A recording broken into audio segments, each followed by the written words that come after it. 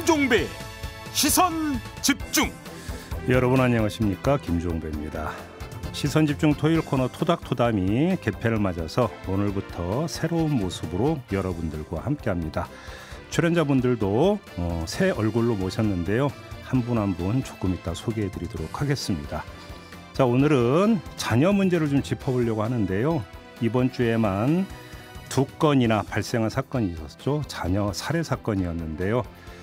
왜 이런 일이 반복되는지 정말 안타깝고요. 그리고 최근 중국의 한 공공정책연구소의 연구 결과가 전해졌는데 우리나라가 세계에서 양육비가 가장 많이 드는 나라인 것으로 이렇게 나왔다는 소식도 전해졌습니다. 어찌 보면 별개인 것 같지만 가만히 들여다보면 연결되어 있는 사안 같기도 한데요. 오늘 이 문제를 좀 집중적으로 알아보도록 하겠습니다. 5월 6일 토요일 김종배의 시선집중, 광고 듣고 시작합니다.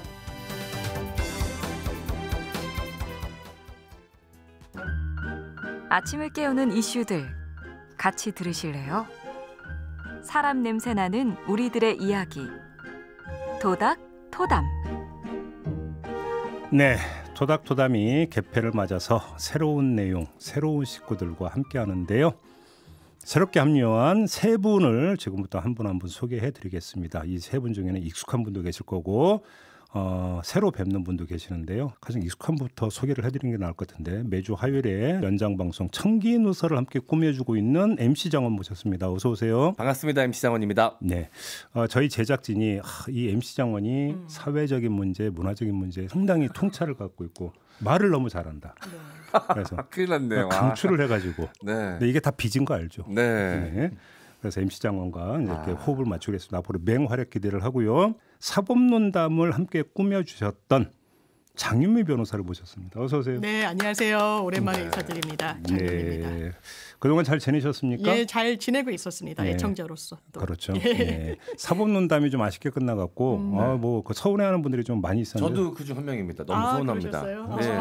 감사합니다. 사실 저희가 다 깔고 있었죠. 이 코너로 그 인기를 몰아가기 위한 그렇죠. 큰 그림이었군요. 큰 그림을 그리고 있었던 거죠. 네. 이제 공개가 되는 거고요. 네. 이분은 아마 저희 방송에서는 이제 처음으로 인사드리는 분인데요. 저희가 아주 야심차게 기대를 갖고 모신 분입니다. 토종 문화심리학자 한민 작가를 모셨습니다. 어서 오세요. 네, 안녕하세요. 반갑습니다. 네. 두 분도 초면이시죠, 한민 작가님? 처음 인사드립니다. 예, 오늘 처음 뵙습니다. 우리 그 한민 작가님께서 스스로 자기 소개를 좀 잠깐 해주신다면. 네, 그 토종 문화심리학자라고 소개해 주셨는데 문화심리학자 분들이 별로 안 계시고 한국적인 주제를 다루시는 분도 또 별로 안 계셔가지고 제가 멸종 위기종 토종 문화심리학자라고 소개를 하고 다니고 있습니다. 문화심리학하면 주로 연구 분야가 어떻게 되는 거예요? 크게 말씀드리면 이제 문화에 따른 사람들의 행동의 차이라든가 문화적 배경에서 나타나는 고유한 행동 특성, 어떤 문화 현상 속에 있는 한국인들의 심리 구조. 네, 다른 문화의 비교라든지. 그렇죠. 그럼 오늘 이제 저희가 이제 토닥토닥 코너고도 딱 맞는. 그래서 이 사람들은 왜 그럴까? 네네. 이분은 왜 이러실까? 네. 한민 작가님이 이제 통찰을 보여주실. 네. 최선을 다하겠습니다. 많이 기대하도록 하겠습니다. 저는 처음 뵙는데 너무 친근함이 좀 드는 게 네. 이제 개인적인 얘기라 좀 드리기 그렇지만 제가 자전거 좋아해요. 자전거 동호회 활동하는데 거기서 자전거 제일 잘 타시는 형님이랑 너무 똑같이 생기셔가지고 자전거 타세요? 처음에 지금은 안 탑니다. 옛날에 탔었는데. 근데 몸이 자전거 타신 몸이에요. 단단하고 이렇게 딱 마르신 게. 네, 저 그래서 그 형님이 왜 여기 와 계시지 그랬어요. 처음에는. 또 자전거도 탔어요. 오토바이 타잖아요. 우리 M자. 그 전에는 두 바퀴를 참 좋아해가지고 네, 그 전에 자전거 지금도 타는데 네. 제가 딱 보고 알았거든요. 단단하신 게 몸이 왠지 운동을 많이 하셨을 것 같다. 자전거 체형이다. 눌러보시면 그렇게 딱딱하지 않은데. 각오는 유연하시고 몸은 단단하신 분인 것 같습니다. 딱 보면 알아요? 그럼요. 알겠습니다. 네. 자, 우리 세 분 화기애애하면서도 아주 뜨거운 토크 부탁을 드리면서 오늘 주제 이야기 좀 시작을 해봐야 될 것 같은데요. 주제와 관련된 오디오부터 듣고 시작하겠습니다. 있어선 안 될 일이 또 벌어졌습니다. 자녀를 살해한 뒤 부부가 극단적인 선택을 한 걸로 보이는데 경제적인 사정이 이유였던 걸로 추정됩니다. 최근 제주에서 40대 엄마가 중학생 딸을 살해한 뒤 자신도 극단적 선택을 한 것으로 추정되는 사건. 대구에서 한 30대 엄마가 35개월 된 아들을 살해한 뒤 스스로 목숨. 인천에서도 40대 가장이 아내와 자녀 3명을 살해하고 자신도 목숨을 끊는 등 이런 비극이 끊이지 않고 있습니다. 전문가들은 자녀를 소유물로 여기는 그릇된 인식을 이딴 비극의 원인으로 진단합니다. 아주 한국적인 현상이에요. 내가 세상에다가 애를 데리고 왔으니까 그 애도 내가 책임진다, 영원히. 그럼 아이조차 독립된 생명체라고 생각을 안 하는 거지. 직계 존속을 살해하는 행위를 가중 처벌하는 것처럼 부모가 자식을 살해하는 직계 비속 살인 행위에 대해서도 처벌을 강화하는 내용의 법률 개정안이 꾸준히 발의되고 있지만 국회 문턱을 넘진 못하고 있습니다. 네, 지금 잠깐 뉴스 들으신 대로 이게 아주 희귀한 사례가 아니에요. 잊을만 하면 나오는 사실은 뉴스가 되는 건데 왜 우리 사회에서 이런 일이 반복이 되고 있는지 정말 한편으로는 답답하기도 하고 안타깝기도 한데 이런 뉴스 접하면 어떤 생각 드세요, 세 분은? 저는 일단 제 개인적으로는요. 결혼해서 아이가 있기 전과 후가 이 뉴스가 느낌이 완전히 다른데 그럴 수 있죠. 예전에는 그냥 대상화해서 봤던 것 같아요. 이런 일이 있구나. 우리 사회에서 이런 일이 비일비재하구나 라고 했다면 지금은 일단 뉴스를 외면하고 싶을 정도로 대단히 마음이 아픈데요. 네. 자녀를 키우는 입장에서 이 부분은 항상 이제 간단하게 진단하는 것들은 있죠. 자녀를 본인의 소유물로 생각한다. 그렇죠. 이것은 살인이다. 동반 자살이란 표현도 대단히 온당치 않다라고 하는데 이런 선택을 하기까지 이 개인은 어떤 심정이었을까? 그렇죠. 어떤 상황에 내몰렸을까? 이게 온전히 개인의 책임일까? 사회는 거기에 대해서 한 발짝 떨어져서 잘못됐다. 이 부분을 그냥 진단하고 넘어가는 게 맞느냐? 이런 생각이 참 많이 들고요. 예. 정말 감당하기 어려운 슬픈 뉴스라는 생각을 많이 하게 됩니다. 그러니까 지금 장윤명 변호사가 잠깐 말씀해 주셨는데 언제까지인가는 우리 언론이 이거를 동반자살이라고 이제 네. 표현을 많이 썼어요. 그렇죠. 어느 순간부터 근데 이게 지금 말이 되는 얘기냐? 네. 동반자살이 되기 위해서는 엄마나 아빠에 의해서 살해당하는 아이들도 자살하겠다는 의지를 갖고 있을 때 비로소 동반이란 말이 성립이 되는 건데 그거 아니지 않느냐. 그렇죠. 요즘 많이 안 쓰는데 그 정도로 사실은 이 문제에 대해서 깊게 들여다보지 못하는 부분도 분명히 있었던 거거든요. 근데 아무튼 제일 궁금한 건 이 자녀를 살해하는 부모의 심리거든요. 작가님 어떻게 생각하세요? 대단히 안타까운 사건입니다. 저도 그 결혼 전하고 후하고 느낌이 많이 다른데요. 저도 아이를 키우면서 보니까는 아이를 두고 내가 혼자 가는 게 이 아이한테 이 험한 세상에서 살아가도록 하는 게 너무 부모 입장에서는 좀 보기가 힘든 거죠. 너무. 이 세상에 두고 갈 수 없다는 느낌이 더 강한 것 같습니다. 우리 M장은 미혼이시죠? 네, 미혼입니다. 미혼인 거 확실하죠? 네. 어떻게 호적을이라도 떼와야 되나요? 확실히 법적으로도 그렇고 사실로도 미혼입니다. 그럼 어떻게 느끼세요? 이런 사건 접하면? 사실 주변의 반응을 보면 먼저 이런 반응을 하시는 분들도 계세요. 얼마나 살기 힘들었으면. 그렇지. 아이고 얼마나 힘들었으면 저랬을까. 근데 이런 반응이 사실 인지상정이기도 하지만 또 한국의 특성도 많이 거기 배어 있는 것 같아요. 감정적으로 좀 동요가 되지만 사실 그 주변에 이런 부수적인 것들을 다 떼고 보면 그냥 살인 사건이거든요. 근데 그 가장 중심인 살인 사건은 좀 잊혀지고 부모가 얼마나 힘들었으면 애한테 그랬을까.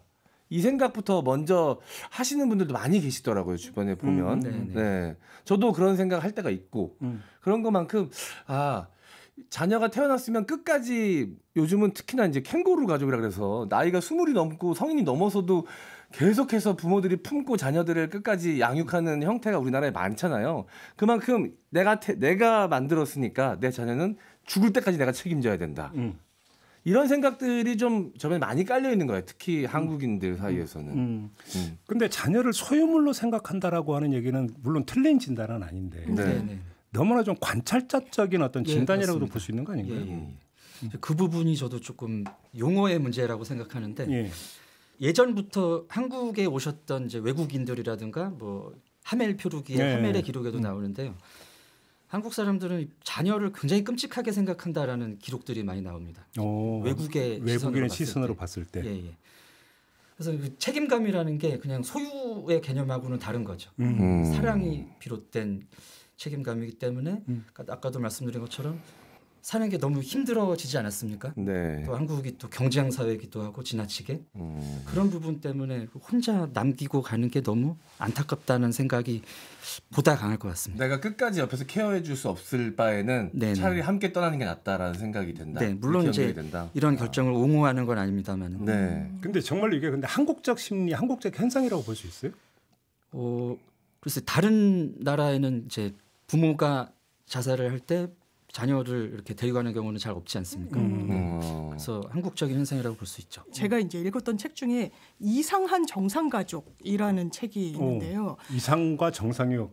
그렇죠. 혼자하는 제목이네. 예, 그러니까 정상가족이라는 틀거리에 굉장히 좀 집착을 하고 이를테면 두 부모가 있고 거기에 한두 명의 자녀 이런 핵가족 형태, 그러니까 다른 가족의 형태를 제대로 용납 못하는데 일단 천륜이라는 개념으로 똘똘 뭉쳐 있다는 거예요. 그러면 공공의 영역에 어떤 침투, 개입, 관여를 별로 허용하고 싶어하지 않는다는 거예요. 천륜의 이름으로. 그래서 이 부분을 한국적인 현상이다.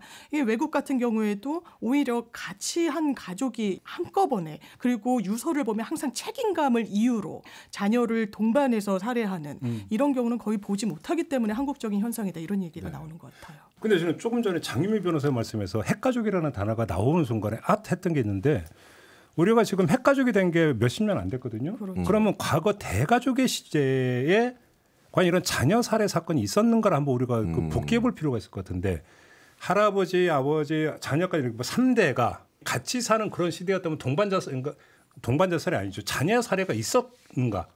이걸 한번 좀 따져볼 필요도 있을 것 같다는 생각이 번뜩 들었어요. 그러니까요. 네. 저도 대가족 형태에서는 이런 일들이 많았다. 과거 뉴스에서 접했던 기억은 안 나고 기본적으로 내가 핸들링 해야 된다. 내가 없으면 이 아이는 그냥 건사가 안 된다라는 인식 때문에 이런 선택을 하는 거잖아요. 예. 그렇다면 대가족 형태에서는 육아도 굉장히 여러 명이 참여를 하게 되고 옛말에 그런 게 있죠. 예, 한 아이를 키우려면 온 동네가 필요하다. 온전히 내 것이라는 인식이 희석될 수밖에 없었던 구조일 것 같아서 네. 이런 문제가 지금처럼 사회 문제가 되진 않았지 않았을까 이런 생각이 듭니다. 그러니까요.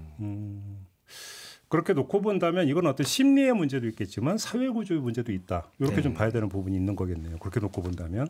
아무튼 근데 누구에게 하나 생존 본능이라는 게 있는 거잖아요. 네. 살고자 하는 어떤 욕망이 있는 거고. 근데 극단적 선택을 한다라고 하는 것은 그 본능의 영역에 들어가 있다는 그 욕망을 스스로 끊어버리는 건데 그러면 이 욕망보다 더 큰 뭔가 정서적 어떤 상태가 있다라고 이제 얘기들 하더라고요. 그게 뭐냐? 공포다 이런 얘기를 하더라고요. 그러니까 죽음에 대한 공포를 무릅쓸 정도로 더 큰 공포가 있을 때만이 죽음에 대한 공포를 무릅쓴다라는 건데 그러면 그 죽음에 대한 공포보다 더 큰 공포가 뭐냐? 삶에 대한 공포다 그거는. 그렇죠. 그러니까 내가 간 세상에 이 아이를 혼자 둘 수 없다. 그렇죠. 바로 그게 더 무서운 거죠. 그 자녀를 살해하는 부모가 결국은 부모가 극단적 선택을 하는 것은 극심한 공포, 삶에 대한 그 공포를 그러니까 야기하는 요인은 여러 가지가 있을 수가 있겠죠. 경제적인 문제가 될 수도 있고 뭐가 될 수도 있겠지만 그 공포의 대상이 너무나 무서워서 스스로 어떤 극단적 선택을 하는데 그 공포의 대상이 엄연히 계속 존재해서 내 자식에게까지 결국은 뭘 할 거다라고 하는 그 공포라고 하는 것도 오히려 자녀 살해로 가는 거 아니냐라는 얘기를 이제 많이 하더라고요. 그런 얘기를. 예를 들어서 이제 우리 사회에 종종 그런 게 있었어요. 이제 그 병든 부모님을 간병을 하다가 하다 안 돼가지고. 하다 안 돼가지고 결국은 부모님을 살해하고 자신도 어떤 목숨을 끊는. 그러니까 여기서 공통되게 나타나는 단어가 뭐냐면 독박이에요. 독박 간병, 독박 육아. 결국은 뭐냐면 그 옆에서 누군가가 함께하고 도와주지를 못하는 상태에서 오는 어떤 독박이라고 하는 것들이 결국은 견뎌내지를 못하고 이 독박이 내 자녀에게까지 그대로 어떤 이어진다라고 하는 거에 대한 그 두려움.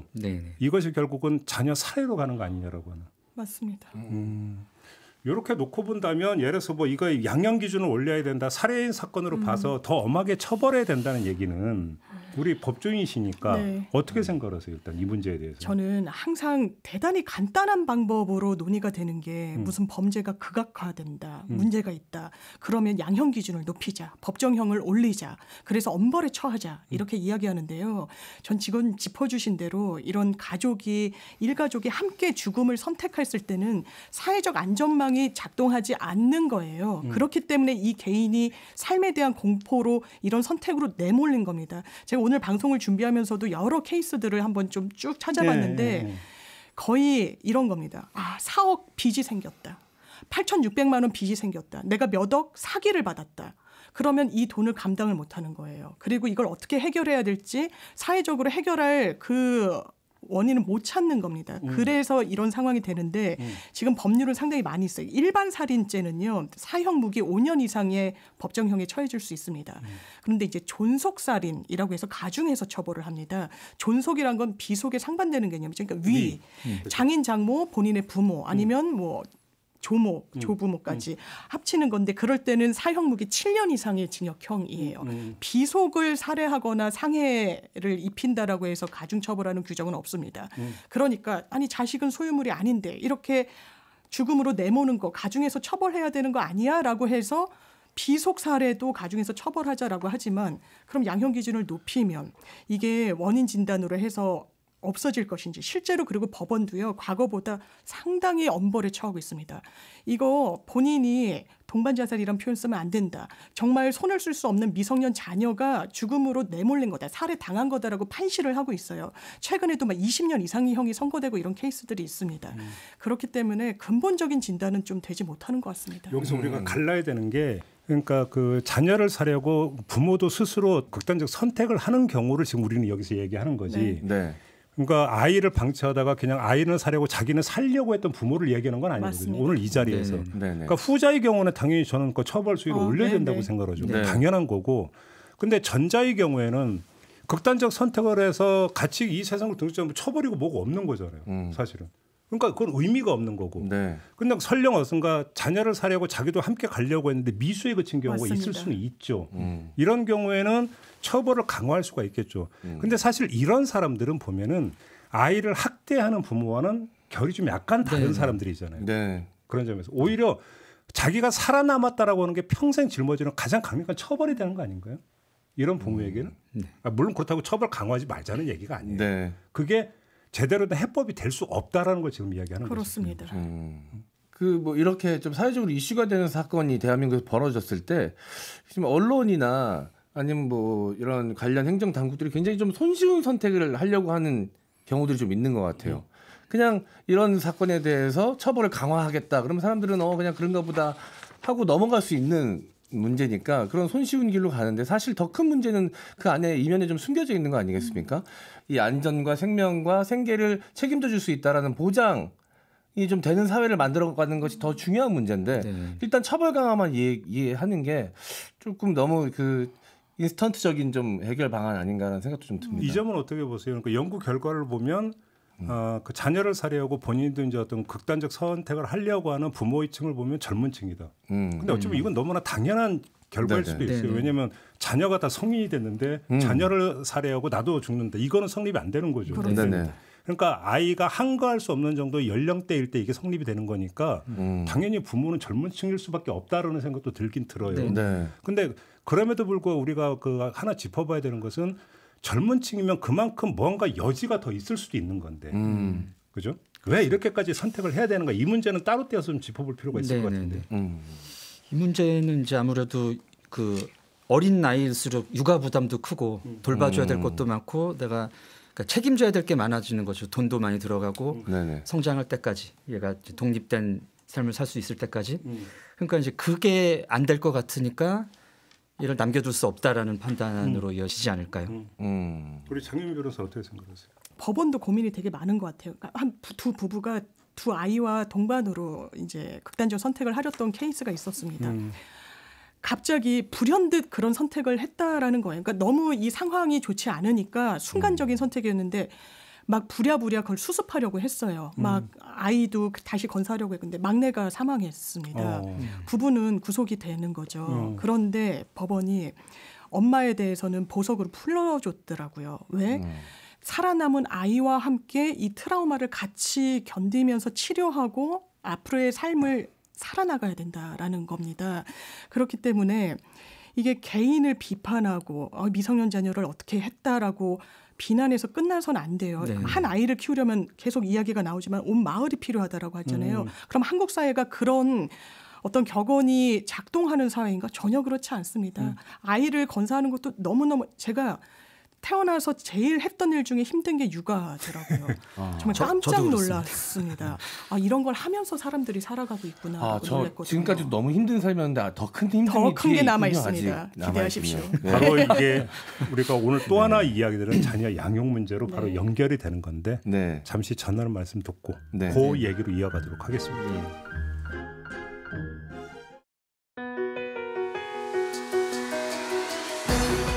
함께 가야 할 길을 묻습니다. 김종배의 시선 집중. 네, 새로운 얼굴과 함께 새로운 내용으로 꾸미는 토닥토담 세 분과 함께하고 있는데요. 장윤미 변호사, 한민 문화심리학자, MC 장원 세 분과 함께하고 있습니다. 조금 전에 자녀 살해 사건에 대해서 쭉 이야기를 하다 보니까 어찌 본다면 너무나 자연스러운 귀결인 것 같은데 자녀 양육 문제로 지금 도달을 했습니다. 장윤미 변호사께서 살다가 제일 힘들었던 게 양육이라고 했는데 얼마나 힘드셨길래 그래요? 제가 일단 과거를 회상했을 때요. 처음에 기자로 입사를 했더니 6개월 동안 집에를 안 보내더라고요. 경찰서에서 먹고 자라는 거예요. 그러니까 이제 은어로 사수마리를 하는 건데 은어로 사수마리는 아무것도 아니구나. 양육으로 양육은 더 확 와닿는다. 확 와닿아. 그거는 견딜만 했다. 그래도 일주일에 한 번 집은 보내주고 그러면 내가 뭐 자고 싶을 때 자고 먹고 싶은 거 먹을 수 있지만 이 아이 잠시라도 눈을 떼면 어떤 사고가 날지 모르고 일단 낮밤이 바뀌고 출산이란 과정 자체도 녹록지가 않고 그리고 임신 출산 연령이 또 높아지고 저도 늦게 이렇게 다 한 편인데 신체적으로 너무 힘든 상황에서 아이를 건사해야 되고 돈도 만만치 않게 들고 이게 쉽지 않더라고요. 우리 한민 작가님도 조금 전에 아주 격하게 공감을 하시는데 어떠셨는데? 저도 이제 양육에 꽤 많이 참여한 편인데요. 아빠 치고는 여러 가지로 이제 근데 이 검증이 돼야지. 저희 아내의 증언이 있습니다. 큰애 같은 경우는 한 7알은 아빠가 키웠다 이렇게까지 얘기를. 부인께서? 네네. 오, 뭐 그 정도면. 그런 뭐 여러 가지 사정이 있었는데. 큰 애만. 근데 이제 제 생각에는 군대를 다시 가는 게 낫겠다.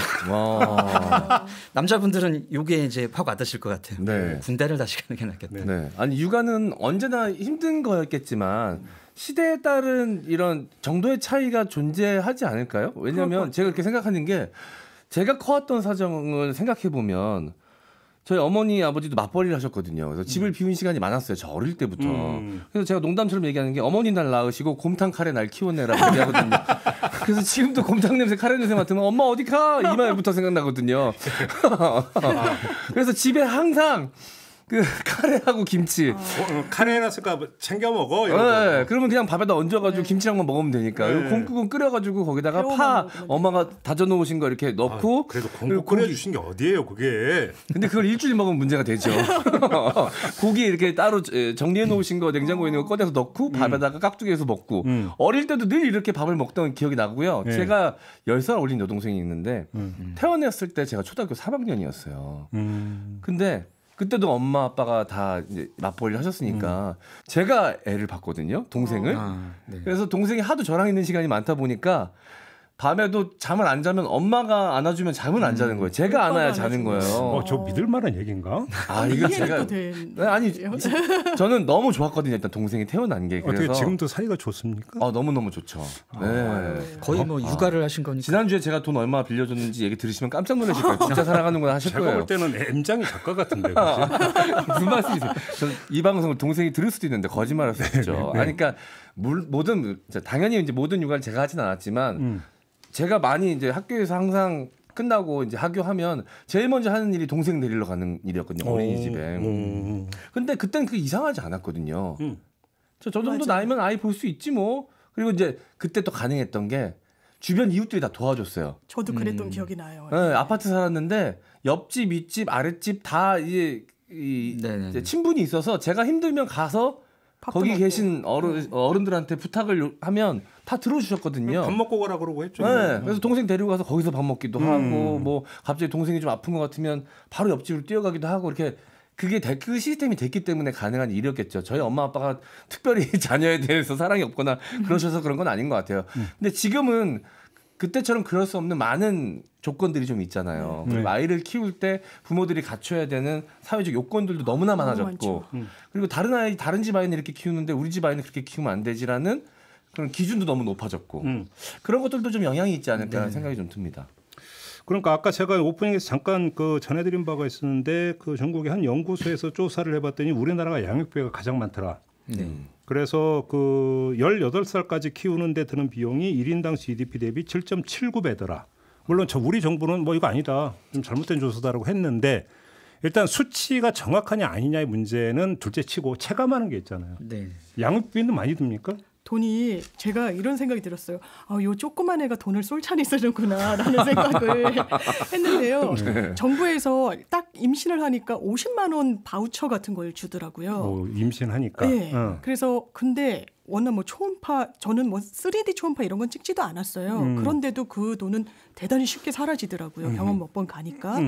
그리고 지금도 아동수당이라고 해서 월 10만 원이 나오는데요. 그거는 사실 크게 도움이 된다라는 체감을 받기는 또 어렵기도 하고요. 일단 식비도 많이 들고 물가가 너무 많이 올랐습니다. 네, 식비 많이 들고 저는 학원을 뭐 엄청나게 보내지도 않아요. 지금 저희 아이가 초등학교 1학년이기 때문에 뭐 사교육을 엄청 시킬 나이도 아니지만 방과 후 과정을 시켜도 그 비용이 적지는 않더라고요. 예. 어제가 어린이날이었는데 잘 지내셨는지를 제가 굳이 안 여쭤볼게요. 그러니까 다행히 하늘에서 비가 내려가지고. 네. 아 다행이군요 이게. 부모 입장에서 얼마나. 우리 한민 작가님은 어떠셨어요? 네. 장육비 같은 거. 저희는 식대가 많이 드는 편이고요. 둘 다 아들이라 먹는 게 아주 그냥 그렇습니다. 네.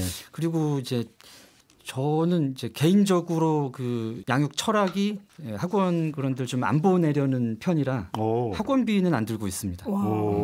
어쨌든 저는 그렇고요. 근데 일반적으로 가장 부담스러워하시는 게 교육비죠, 학원비. 그 제가 여기 오늘 이 자리에서 제일 사실 막내 축인데 하는 얘기는 제일 꼰대스러운 얘기를 하는 것 같아서 옛날 얘기는 제가 제일 많이 하는 것 같네요. 네, 제가 아마 이 동생을 그렇게 육아하면서 같이 함께 했었던 기억 때문에 그런 것 같은데 옛날에는 아이들 육아하는데 들어가는 여러 가지 용품들이나 여러 가지 서비스들이 다 비슷비슷했거든요. 근데 지금은 너무 세분화되어 있는 거예요. 단계가. 그래서 내가 조금만 욕심만 내면 또 위로 올라갈 수 있고 또 조금만 욕심내면 또 위로 올라갈 수 있고. 결혼도 하는 분이 어떻게 그렇게 잘 알아? 제 여동생도 얼마 전에 이제 아이를 키우고 있어가지고 옆에서 지켜보기도 친한 하고. 여동생. 제 친여동생. 그러니까 친한이 아니라. 네, 친여동생. 아까 친하다고 했다. 아, 친하기도 하고 친여동생이기도 하고. 예, 친한 친여동생이 아이를 낳아서 옆에서 지켜보기도 하고. 근데 또 제 친구들이 다 아이를 낳아서 육아를 하고 있으니까 옆에서 이제 지켜보잖아요. 돈을 조금만 더 들이면 올라갈 수 있는 단계들이 너무 많아요. 다 세분화돼서. 근데 내 아이가 다른 아이들에 비해서 좀 이렇게 처지는 이런 지원을 받는 건 용납하기가 싫잖아요. 사실 누구나 다. 최고의 이걸 육아를 해주고 싶잖아 내 아이한테. 그러다 보니까 욕심도 좀 많이 늘어나는 것 같긴 해요. 그러면서 또 비용도 늘어나는 측면도 있는 것 같다라는 생각도 좀 듭니다. 그러니까 이제 우리가 종종 그 아동 학대 사례 가운데 하나로 이제 방임이 이제 그 뉴스를 타는 경우가 있어요. 방임도 이제 아동 학대에 포함이 되기 때문에. 근데 이제 방임이 이제 그 하다가 그것이 아이의 사망으로 이어지는 경우도 있잖아요. 근데 여기서 보면 물론 그런 경우도 있어요. 뭐 20대 초반에 부부가 부모가 게임하고 싶어서 그 게임방 가느라고 아이 방치했다가 아이가 이제 죽은 경우도 있지만 또 한편으로는 방임이 왜 이루어졌냐 보면은 먹고 살아야 돼서 벌어야 되니까. 맞습니다. 그냥 방에 그냥 아이 홀로 놔두고 벌러 갔다가 아이가 변을 당하는 이런 경우도 있었단 말이에요. 그러니까 여기서 어찌 본다면 우리가 지금 양육이라는 얘기를 했지만 또 하나의 어떤 뭐냐면 적나라한 그 장면이 여기서 지금 보여지는 거잖아요. 그리고 이제 문제는 그것이 어떻게 하다가 한 번 발생한 그러니까 일이 아니라 일상이라고 한번 상상을 해보세요. 그럼 거기서 부모가 어떤 생각을 하게 될 것인가 사실은 이 얘기도 좀 해야 되는 거거든요. 진짜 저도 양육이 극단화되고 있다라는 생각이 드는 거예요. 사교육비를 또 너무 많이 쓰는 왜냐하면 GDP 대비 뭐 7배다 그게 과정됐다라고는 하지만 그런 지표가 있는 반면에 정말 부모가 경제활동을 뭐 한부모 가정일 수도 있고요. 하지 않으면 도저히 경제활동이 되지 않는 그런 가구에서 이 아이들 물론 지자체나 정부에서 이런 돌봄 서비스 같은 걸 지원해 주는데요.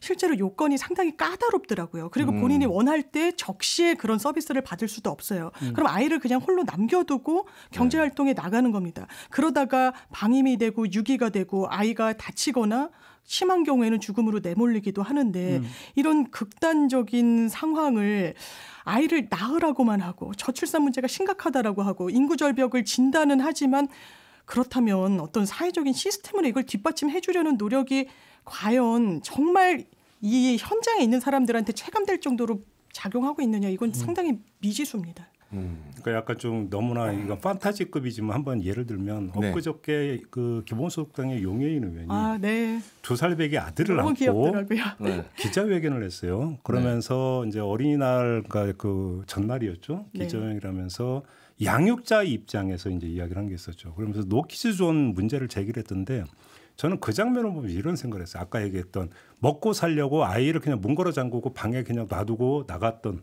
그 엄마의 경우를 한번 상상을 해봤을 때 이 엄마가 식당 일을 하든 뭐든 하든지 간에 그곳에 아이를 데리고 가서 아이를 케어할 수 있는 뭔가가 되어 있었다라고 한다면 그렇게까지 갔었을까? 그리고 또 그렇게까지 절망을 했었을까? 네. 오히려 용해인 의원이 2살배기 아들을 가지고 기자회견을 할 수 있었던 것 자체가 어찌 본다면 특이한 사례다. 그렇죠. 대한민국에서. 네. 국회이니까 그나마 그게 가능했던 거지. 네. 그러니까 그냥 일반 민간업체, 그것도 규모가 작은 그런 민간업체를 다니고 그래서 서비스업에서 종사를 한다. 그게 가능한 얘기냐라는 거죠. 불가능하죠. 그러면 그러니까 그럼 어떤 선택지가 있느냐? 그럼 우리는 여기서 그러니까 아까 일부에서 했던 이야기로 그러니까 한번 돌아가 보죠. 그러니까 그러니까 살다가 근데 막다른 벽에 만약에 봉착을 했어요. 부모 입장에서. 그럼 어떤 선택을 할 수가 있을까요? 거기서. 그게 뭐냐면 그러면 비록 나는 여기서 극단적 선택을 하지만 아이는 아이의 삶이 있기 때문에 그러면 사회에 맡긴다. 그리고 사회가 아이를 케어해주고 아이가 주체적인 삶을 그러니까 꾸려나가는 성인이 되기를 기대한다. 그런 기대가 남아 있었다면 자녀를 살해를 할까요?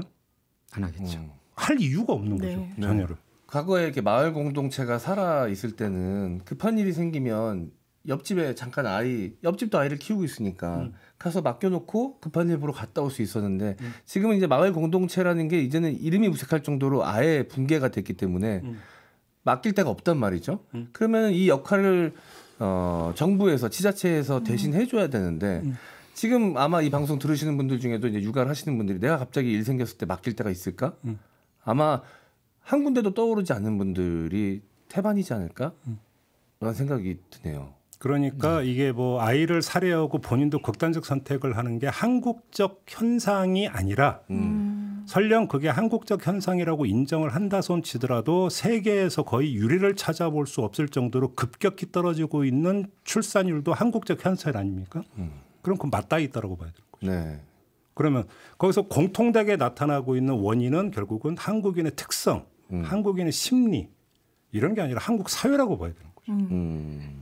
사회적인 문제인 거죠. 어떤 개인의 선택이라고 평가할 수는 없는 거고요. 문화라고 할 수도 없고. 그러니까 한국인은 유독 아이를 자기 소유물로 여기기 때문에 자녀를 살해하고 자기도 죽는다. 그건 이게 성립될 수 있는 이야기일까 싶은 생각이 드는데 작가님 어떻게 생각하세요? 여러 선생님들 말씀하신 부분에 굉장히 동의를 하는 부분은 그 이제 최소한의 어떤 생존을 위한 양육을 위한 또 이제 사람다운 삶을 위한 조건들은 저도 동의를 합니다. 근데 이제 그 추가적으로 말씀을 드리려고 했던 부분이 약간은 여유가 있는 분들도 계시잖아요. 네. 근데 이제 그분들의 경우에 이제 점점 그 아이가 키우기 어렵다 또는 이제 양육비가 너무 많이 든다라고 느끼는 부분이 이제 교육비 부분입니다. 네. 그래서 이제 이분들이 이제 생각하시는 게 약간 조심스러운 말씀이기는 한데 이제 우리 교육 과정이 좀 그 다른 나라랑 다른 부분이 있어요. 중국이 그 이제 양육비 2위로 나왔는데 어떻게 달라요? 이제 유럽 같은 경우는 교육이 일찌감치 나누어집니다. 아, 직업 교육을 하느냐, 그러니까 뭐 학문으로 가느냐 이렇게. 그렇죠. 말이 학문이지만 이제 어떤 사회 지도층이 될 수 있느냐, 지배층이 돼서 뭐 권력이나 계속 올라갈 수 있느냐가 거의 중학교 갈 때쯤에 결정이 많이 되거든요. 그래서 그런 선택을 한 사람들은 양육비가 많이 들 이유가 별로 없는 거죠.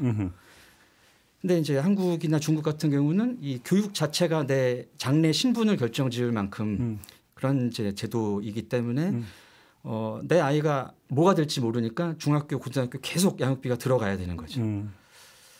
그런 그 사람들의 욕구, 욕망이 분명히 작용을 하고 있다고 봅니다. 그래서 뭐 기본적인 생존 그게 어려운 분들도 그 생각까지 하시는 거죠. 내가 지금 살아남는 것도 문제지만은 얘가 그렇게까지는 내가 키울 수가 없을 것 같고 근데 그렇게 키우고 싶은 마음은 있으니까요.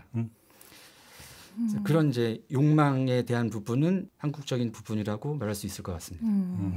그게 이제 한국적 심리 현상이냐 아니냐를 보기 위해서는 하나의 교차 검증 저는 그 수치가 있을 수 있다고 보는 게 그렇죠.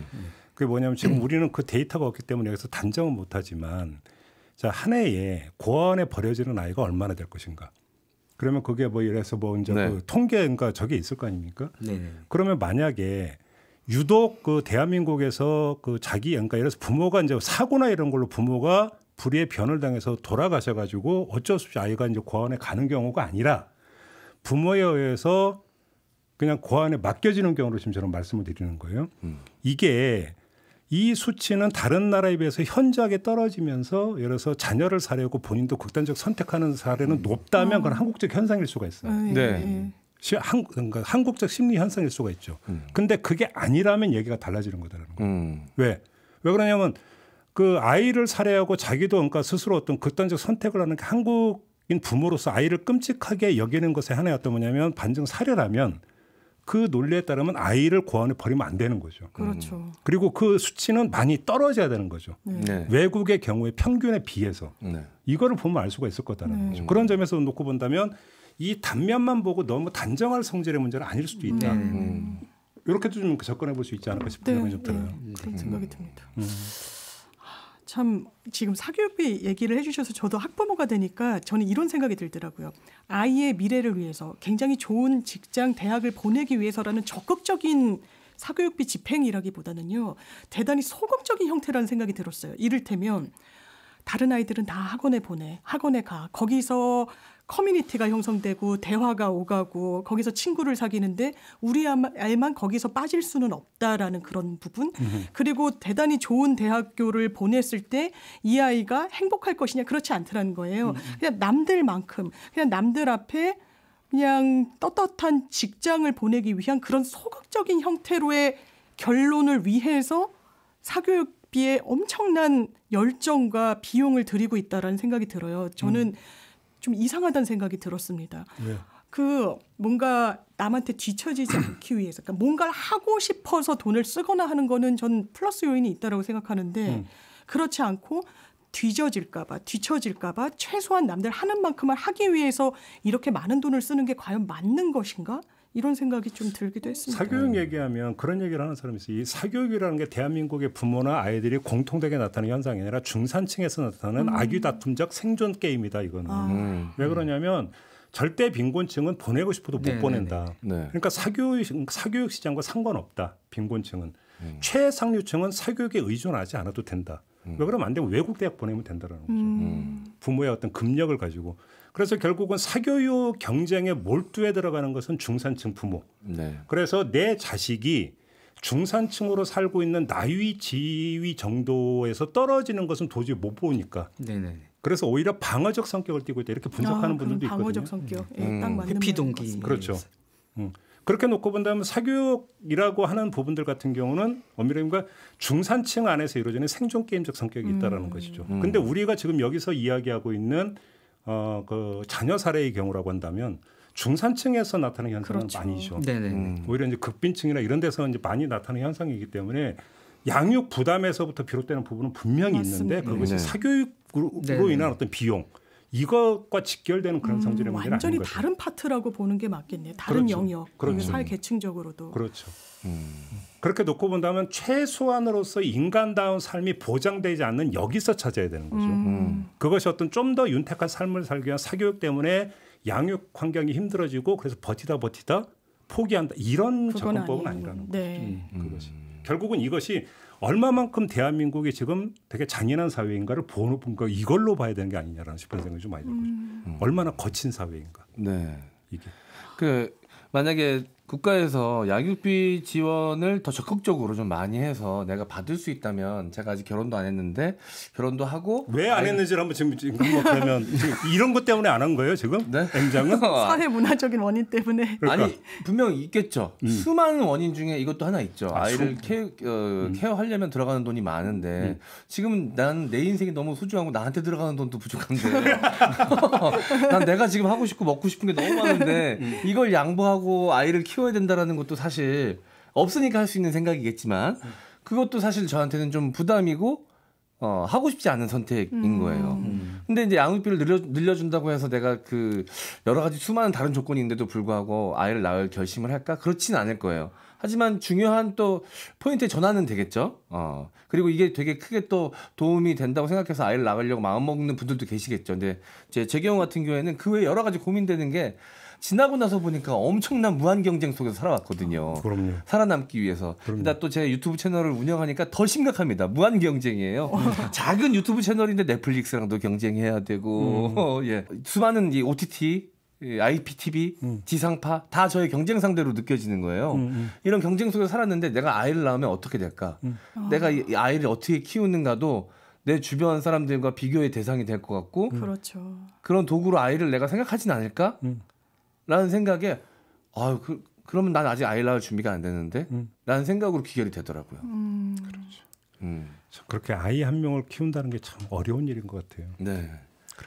특히나 한국 사회에서는 아이를 키우면서 개인이 인간적으로 포기해야 될 것들이 너무 많이 요구되는 것 같아요. 맞습니다. 희생. 네.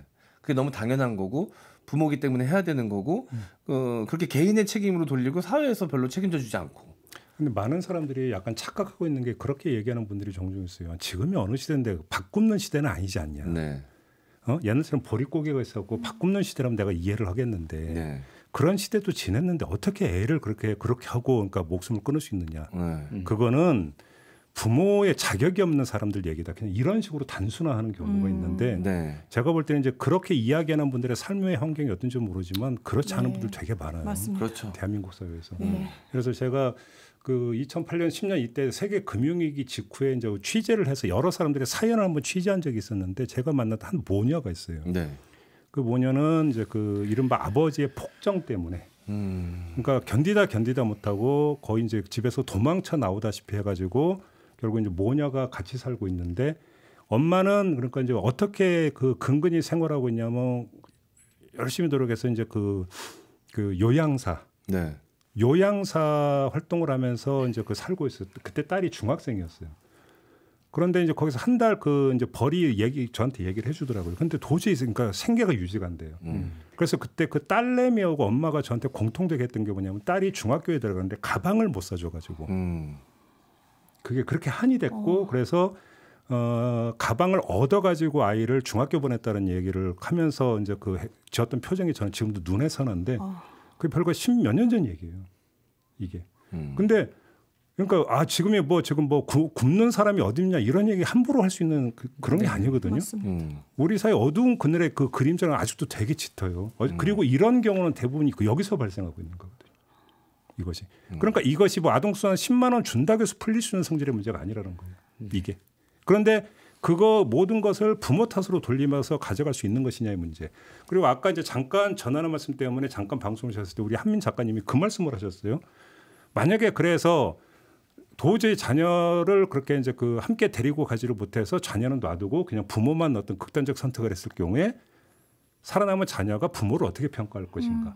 그 얘기 좀 해주세요. 아까 잠깐 그 말씀하셨잖아요. 제가 그 상황이라면은 부모님을 굉장히 원망했을 것 같거든요. 이렇게 힘든 상황에서 아무것도 없는데 나 혼자 살아가라고 이게 아이한테 기회를 주는 게 맞나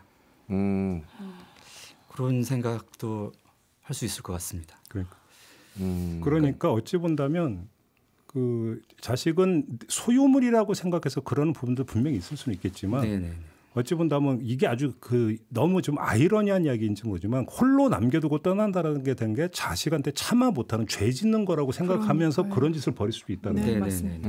그게. 삶의 기회를 주는 게 아니라 오히려 아이에게 박탈한다고 생각하고 그런 선택을 할 수도 있는 것 같아요. 그렇죠.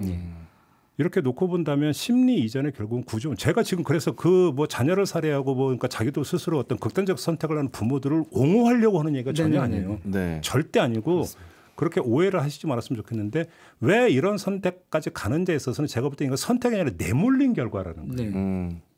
정확히 표현하면 내몰려서 그렇게 하는 거거든요. 내몰리지 않게 하는 걸 사실은 사회가 고민을 해야 되는데 이것들이 너무 부족하고 부모 자격이 있느냐 없느냐로 이야기를 해버리면 다 개인화시켜버려요. 그렇죠. 그러면 사실 맥락을 몰각시키는 거라고 생각해요. 그럼 대안도 찾을 수 없다라고 생각합니다. 대안은 찾을 수 없는 거죠. 그냥 어떤 부모의 덕성만 기르면 되는 거죠. 그렇죠. 네네. 그런 식으로 따지면. 그게 해법이 될 수 있나요? 그게 그러고 싶어서 그런 게 아닌데. 얘기하다 보니까 또 답답해지네요. 아, 무거워집니다. 그렇죠. 오늘 첫 시간이 너무 네, 첫 시간인데. 너무 무거운 주제를 했던 것 같아요. 네, 앞으로 나가면서 다이어트를 좀 하면 되죠. 알겠습니다. 뭐 이 두 분이 이제 뭐 계속 쭉 방송을 해오셨으니까 좀 익숙하실 것 같지만 우리 한민 작가님 어떠셨어요 오늘? 예, 약간 긴장이 됐는데 점점 나아질 것 같습니다. 편안하게 해주셔서 네, 뭐 나아질 것 같습니다. 하고 싶은 말씀 막 다 하셔도 돼요. 네네. 네, 알겠습니다.